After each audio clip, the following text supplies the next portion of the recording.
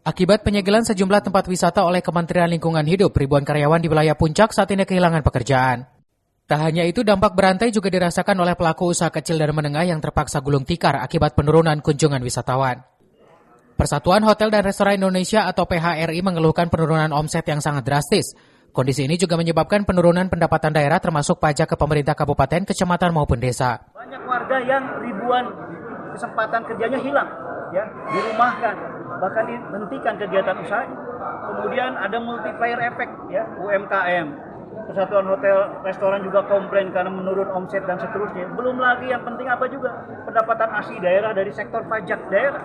Mungkin juga ada penerimaan negara bukan pajak di wilayah Bogor Selatan itu terhenti, ya, melambat. Jadi hadirnya saya di sini untuk mengklarifikasi, tolong, ya, apa yang disampaikan masyarakat pada saya itu adalah hal yang sangat penting.